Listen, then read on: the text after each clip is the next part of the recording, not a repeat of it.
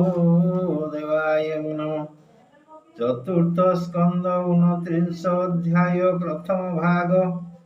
29ରେ ପୁରଞ୍ଜନ ଆଖ୍ୟାନ ତତ୍ତ୍ୱର ବ୍ୟାଖ୍ୟାନ। ମୈତ୍ରୀ ଉବାଚ।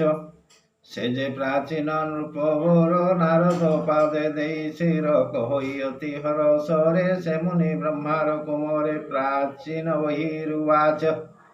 ଭୂମୁନି ତୁମ୍ଭେ ଜ୍ଞାନ ପର କହିଲ ଆଧ୍ୟାତ୍ମ ବିଚାର, ତୁମ୍ଭେ ଯେ ପରୋକ୍ଷ ବାଦେଣ କହିଲ ଯେ ସାଂଖ୍ୟ କାରଣ। ମୁଁ କେହେଜି ନ ପାରିଲି ଚିତ୍ତେ ଛେଦି ସଂଶୟ କହ ମୋତେ, ଯେ ମାର୍ଗେ ବୁଝି ବହି ମୁହିଁ ସେ ମାର୍ଗେ କହିବା ଗୋସାଇଁ। ଯେବା ପଣ୍ଡିତ ଦୃଢ଼ ମତି ଅନୁଭବ ସେ ଜାଣନ୍ତି, ଆମ୍ଭର ଏଣେ ନାହିଁ ଜ୍ଞାନ ବିଷୟ ଜଣେ ମନ ଛନ୍ନ। ଏଣୁ ନ ଧରେ ଜ୍ଞାନେର ଅତି ବିବେକ ନୁହେଁ ଆମ୍ଭମତି, ଭୂମୁନି ଫେଡ଼ ଗୁଣ ତାହା ମୁହୂର୍ତ୍ତେ କହ ପୁଣ୍ୟ ଦେହା। ସେ ପୁରଞ୍ଜନର ବିଚାର ଶ୍ରବଣେ ଜ୍ଞାନ ହେବ ମୋର, ଶୁଣି ନାରଦ ମହାରୁଷି ତା ଭାବେ କହନ୍ତି ବିଶେଷୀ। ନାରଦ ଉବାଚ। ଶୁଣ ରାଜନ ସାବଧାନ, କହିବା ପରୋକ୍ଷ ଯେ ଜ୍ଞାନ। ପୁରୁଷ ପୁରଞ୍ଜନ ଯେହି କର୍ମରୁ ପୁର କଲା ସେହି। କେକ ତ୍ରୟ ଭେନି ପାଦ ବହୁତ ଚ୍ୱାର କେ ନିଷ୍ପାଦ। ଏମନ୍ତେ ନାନା ପୁର କରି ଏ ଜୀବ ତା ମଧ୍ୟେ ବିହରି। ଅଜ୍ଞାତ ସଂଖ୍ୟା ଯାକୁ କହି ଈଶ୍ୱର ନାମ ଓଟେ ସେହି। ସେ ନାମ ରୂପରୁ ବାହାର, ଏଣୁ ଅଜ୍ଞାତ ନାମ ତାର। ସମଗ୍ର ପ୍ରକୃତି ଗୁଣକୁ ପୁରୁଷ କହିଥିଲେ ଭୋଗକୁ। ତେବେ ପୁରର ଦ୍ୱାରେ ରଚନା କରେ ସେ ବ୍ୟବହାରେ। ଯେ ପୁରେ ହସ୍ତପଦ ଘେନି କରଇ କର୍ମ ଲାଭ ହାନି। ସେ ପୁରେ ଥାଇ କରେ ଭୋଗ ମାୟା ନିର୍ବନ୍ଧେ ଅନୁରାଗ। ଏ ପୁରୁ ଅନ୍ୟ ପୁର ସେହି ଭୋଗ ସୁଖାଦି ନୁହେଁ ତ ଇଏ ଯେ ମାନବ କ୍ଳେବର ଶେଷ ଦେହ ମଧ୍ୟ ସାର। ଏ ପୁର ମଧ୍ୟ ଜୀବ ରହି ଇନ୍ଦ୍ରି ବିଷୟର ସେ ମୋହି ବିବିଧ ସୁଖ ଭୋଗ ସାର ଜୀବ ଭଞ୍ଜ ଇଏ ମନ୍ଦିର। ସେ ପୁର ମଧ୍ୟ ବୁଦ୍ଧି ନାରୀ ଏକା ସେ ସର୍ବତ୍ର ବିହରି। ସେ ଯେ ମତେ ହୁଏ ଛନ୍ନ ବୁଲ ଇଏ ମୋର ସାଧନ। ସେ ନାରୀ ବସେ ଜୀବ ଥାଇ ଇନ୍ଦ୍ରିୟ ଭୋଗେ ତୋଷ ହୋଇ। ଇନ୍ଦ୍ରିୟ ଗଣ ବୁଦ୍ଧି ସଖା ତା ବୃତ୍ତି ମାନେ ସଖୀ ଲେଖା। ଯେ ଜ୍ଞାନ କର୍ମେନ୍ଦ୍ରିୟ ଗଣେ ପୁରୁଷେ ଭୋଗ ବି ସେ ଟାଣେ। ଏ ଜ୍ଞାନ କର୍ମ ଇନ୍ଦ୍ରି ଦଶ ଏହାଙ୍କ ଭୋଗେ ଜୀବ ବସ। ଏ ପାପ ପୁଣ୍ୟ ଆଦି କରି ବଳେ ଭୁଞ୍ଜଇ କର୍ମ ଧରି। ଏ ପୁର ଦ୍ୱାରୀ ସର୍ପ ଯେହି ଏ ଦେହେ ପ୍ରାଣ ଅଟେ ସେଇ। ସେ ପଞ୍ଚବୃତ୍ତିରେ ସଂଚାର ଏଣୁ କହିଲୁ ପଞ୍ଚ ଶିର। ମହତ ଭଟ ଯାହା କହି ମନର ନାମ ଅଟେ ସେହି। ସେ ଦଶ ଇନ୍ଦ୍ରିଙ୍କ ନାୟକ ତାକୁ ଜିଣନ୍ତା ନାହିଁ ଲୋକ। ତାକୁ ଜିଣଇ ଯେବେ ଜନ ସେ ଯୋଗୀ ଏ ତିନି ଭୁବନ। ଉତ୍ତର ଦକ୍ଷିଣ ଯା କହି ରାଜ୍ୟ ପଞ୍ଚାଳ ଦେଶ ସେଇ। ଏ ପଞ୍ଚ ବିଷୟର ଆଳ ଏହା ତୁ ବୁଝ ମହିପାଳ। ଇନ୍ଦ୍ରିୟ ଛିଦ୍ର ଯେତେ କହି ଏ ପୁରେ ନବଦ୍ୱାର ସେଇ। ଏବେ ନିବି ଚକ୍ଷୁ ନାସା କର୍ଣ୍ଣ ଯେ ମୁଖ ଗୁହ୍ୟ ଲିଙ୍ଗ ସ୍ଥାନ। ଏହାକୁ ନବଦ୍ୱାର କହି ଇନ୍ଦ୍ରିୟ ଗଣ ସ୍ଥାନ ଏହି। ଏ ସଙ୍ଗେ ଜୀବର ଗମନ ବିଷୟ କରେ ଆସ୍ୱାଦନ। ନୟନ ମୁଖ ନାସା ତାର ଏ ପୂର୍ବ ଦିଗ ପଞ୍ଚ ଦ୍ୱାର। ଉତ୍ତର ଦକ୍ଷିଣ ଯା କହି ଏ ବେନି କର୍ଣ୍ଣ ଦ୍ୱାର ସେହି। ପଶ୍ଚିମ ଦିଗେ ଭେନି ଦ୍ୱାର ଏ ଲିଙ୍ଗ ଗୁହ୍ୟ ନୃପବର। ଏ ନବଦ୍ୱାରେଣ ନିର୍ମିତ ଯେଝା ବିଷୟ ଆସ୍ୱାଦିତ।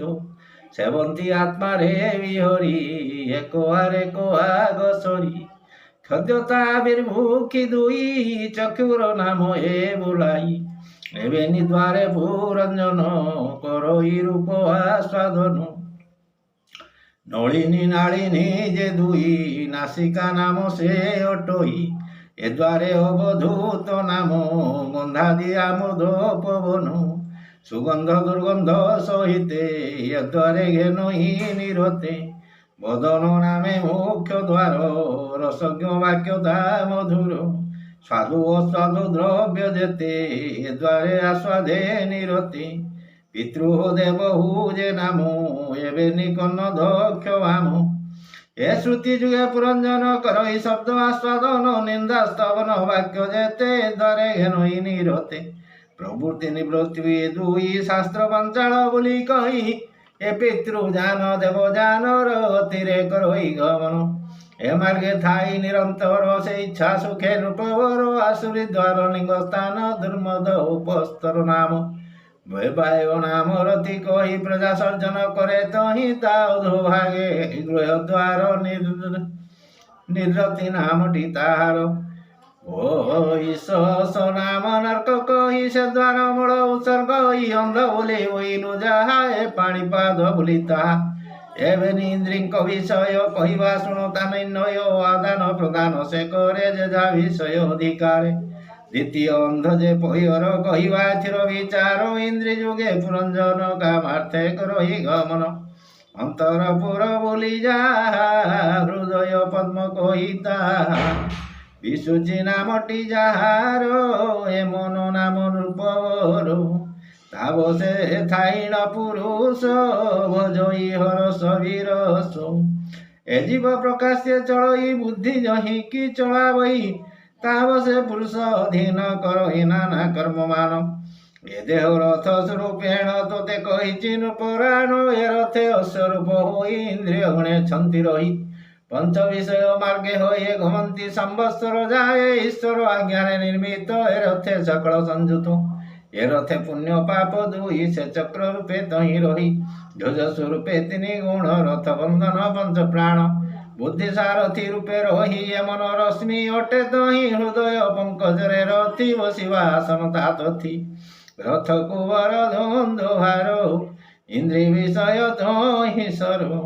ଶପଥ ଧାତୁ ଆବରଣ ତାର ବିକ୍ରମ ମୂର୍ତ୍ତି ଜାଣୁ ଇନ୍ଦ୍ରିୟ ରସେର ସୁଥାଇ ସେ ମୃଗ ତୃଷ୍ଣାରେ ଧାମଇ ଯେ ଯାହା ବିଷୟ ରସିଣ ଆସ୍ୱାଦ କରି ଅନୁକ୍ଷଣ ଧନ୍ୟ ଯେ କର୍ମ ହେ ହାଙ୍କର ଦୁର୍ଜୟ ଦୁଷ୍ଟ ଦୁରାଚାର ଏ ଜୀବ ହୁଞ୍ଜେ ଇନ୍ଦ୍ରି ମୁଖେ ଅଜ୍ଞାନ ମତି ମୋହ ଦୁଃଖେ ମୃଗ ତୃଷ୍ଣାରେ ଝଳ କରି ଭୁଞ୍ଜଇ ମାୟା ମିଥ୍ୟା ଭରି କାଳର ଗତି ନ ଜାଣଇ ଏ ମାୟା ଭୋଗେ ମତ ହୋଇ ନିରତେ ହରେ ନିଜ ପ୍ରାଣ ନ ଜାଣେ ମୂଢ଼ ଜ୍ଞାନ ଏ ସମ୍ବସର ରୂପେ କାଳ ଚଣ୍ଡ ବେଗ ନାମେ ଭୂପାଳ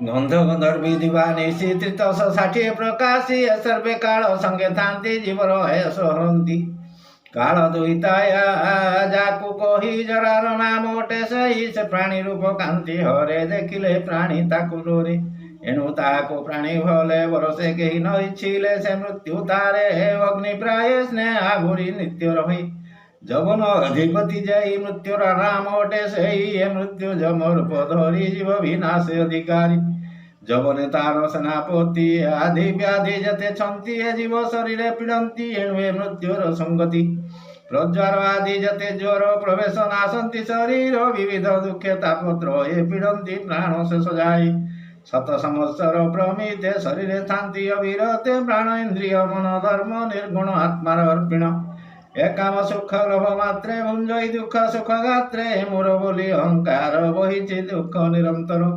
ପରମାତ୍ମା ଭଗବାନ ସେ ସର୍ବ ହେତୁ ଚୈତନ ଯାବତ ତାଙ୍କୁ ନ ଜାଣଇ ଏ ଜୀବ ଭ୍ରମେ ଭ୍ରମୁଥାଇ ତାବତ ପ୍ରକୃତି ଗୁଣରେ ଜୀବ ପଡ଼ି ଅହଙ୍କାରେ ଗୁଣାଭିନାମା ନିରନ୍ତରେ ଅବଶ୍ୟ କର୍ମରେ ସଞ୍ଚରେ ସାତ୍विक रजतम आदि कर्म जे हुए त्रय विधि पुरुष जे कर्म करई से अनुसारे देह बोई सात्विक कर्म जेवा करे अधिक प्रकाश लोकरे तिनि लोके जस तार गावंती देवासुर नर राजस कर्म जे करई आद्ୟରେ सुख से लभंती पश्चात लभे बहु दुख ए भाव न जाने मूर्ख तामस कर्मर जे फल से सुख दुख मोह आलो अज्ञान भावे मूढ़ देही सुकर्म बसे भ्रमु थाई केबे पुरुष नारी होई ये चराचर भ्रमे सेही नपुंस जन्म केबे धरे ये रूपे कर्म अनुसारे केबे वा देवतनु पाई मनुष्य जुनि केल होई ଖଗାଦି ପଶୁ ଚରାଚରେ ସ୍ୱକର୍ମ ଭୁଞ୍ଜନ୍ତି ପାମରେ ଦେଶନେ କ୍ଷଦାତୁର ହୋଇ ବିକଳେ କୁକୁର ଭ୍ରମଇ ଆହାର ଅର୍ଥେ ନିରନ୍ତରେ ପଶଇ ନାନାପୁର ଦ୍ୱାରେ କାହିଁ ବାହାର ମିଳଇ କାହିଁ ନିର୍ଘାତେ ଦଣ୍ଡ ପାଇ ସର୍ବେ ବୁଲନ୍ତି ମାର ମାର ଦୁଷ୍ଟ ସଜ୍ଜନ ଆଦିନର ତା ଭାବେ କର୍ମ ଶତ୍ରୁପଣେ ନିରତେ ଦଣ୍ଡେ ଅନୁକ୍ଷଣେ ପ୍ରାଭବ ବର୍ଷନା ଅନେକ ପାଇ ସେ ଭ୍ରମେ ଅତିରେକ ସେ ରୂପେ ଜୀବ ସଂଜାତ ସ୍ୱକର୍ମ ବଳେ ଆତଜାତ ଏଣୁ ଏ କାମ ଆସେ ମୋହି ନିରତେ କର୍ମେ ଭ୍ରମେ ଦେଇ କେବେ ବା ঊর্ধ্বে ভোগ করে কেবে বা অধ মধ্য পুরে হেমন্ত উচ্চ নিচে ভ্রমি কর্ম মঞ্জয়ী দুঃখে শ্রমী সবস নহে প্রিয়া প্রিয়ে কাহি বা সুখ সুখ ভয়ে কাহি দণ্ডাদি পরাভব কাহি ঐশ্বর্য বৈভোগ এ দুঃখ দুঃখাদি সহিতে আত্মা বন্ধন এ সঙ্গতে এণে তা নুহে প্রতিকার দুঃখ দুঃখ মহাঘোর যাবত তাপত্রয় অছি তাবত সুখ নাহি কিছু যেতে প্রতিকার ইচ্ছই অতি দুঃখরে দুঃখ হই যেসনে প্রাণী শির ভার উচ্ছ্বাসী রখই কন্ধর সে কি তাহার ভার নুহে তেসন প্রতি দুঃখ দেহি কর্মর কর্মটি কেবল নুহে একান্ত প্রতিকার বিদ্যা মার্গ কর্ম দুই কর্মে কি কর্ম নাশ হুই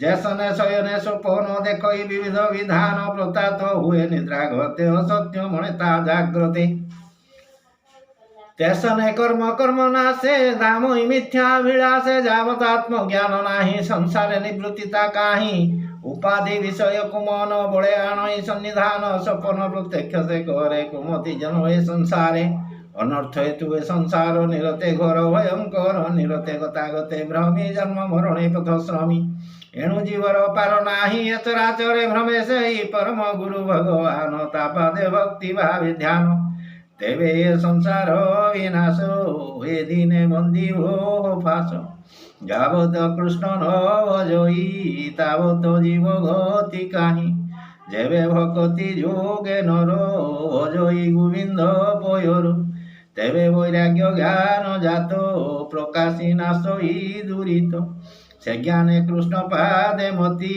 হরি ভজনে হুয়ে রতি শ্রদ্ধানুভাবে গুণ গাই রোম পুলক শ্রুবহি তেবে সে জ্ঞান যোগে হরি লবই কর্ম পরি হরি যে ভাগবত সাধু জনে বিশ্রাম করন্তি যে স্থানে কৃষ্ণ চরিত অনুক্ষণে গাবন্তি শুনন্তি শ্রবণে বিষয় সুখ নগেনন্তি নিরতে নাম আস্বাদন্তি সে স্থানে নাম সুধানই শ্রবণে সর্বদিকে যাই এ শক্তি দ্বারে তা পিবন্তি এ মায়া বন্ধু নিস্তরন্তি এ শোক মোহ পরিহরে সংসবে বলব বন্ধু ধরে যেনু অজ্ঞান শোক মোহে বিবেকহীনে দুঃখ সহে এণু তা কৃষ্ণে নুহে রতি তা নামে ন বড়ই মতি যাবত সাধু সঙ্গ তার নুহিছি শুଣାনুপবর তাবত নুহে সদগতি যজ্ঞাতি কর্মে ন তরন্তি নিশ্চয় কহিলু রাজন সৎসঙ্গ ভক্তি উপাদান কৃষ্ণ প্রাপ্ত মার্গ হি অন্যত্র জীবগতি নাই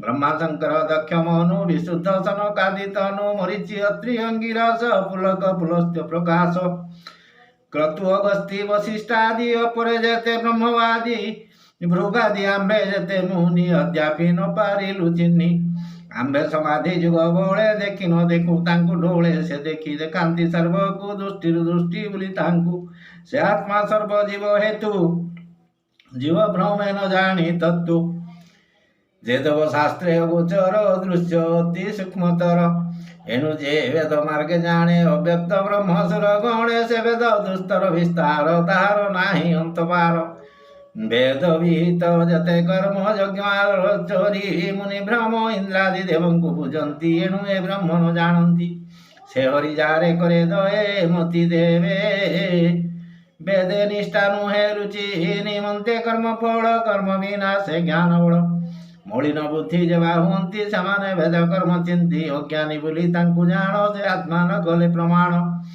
যে আত্মতত্ত্বে হরি পাই তা ন বুঝি কর্মে ভাই তু রাজা কর্ম কাণ্ডে ভোল তু যজ্ঞ কর্ম মহি বল আচ্ছাদি প্রাচীন গ্রথর কুশে পুরিলা রূপবর প্রজায়ে শস্য কর শোণে ন পারি ক্ষদা ব্রত শোণি অন্নবিহীনে সর্বজন্তু দুর্ভিক্ষে মলে তোর হেতু এ সর্বজীব বিনাশিলু এ হত্যা দোষে ভাগি হেলু তু বিপ্রবাক্যে বিমোহিত ন জানিবে দর বৃত্তান্ত অজ্ঞান কর্মে হেলু বদ্ধ তু আত্মা ন জানু দুর্বোধ নমো ভগবতে বাসু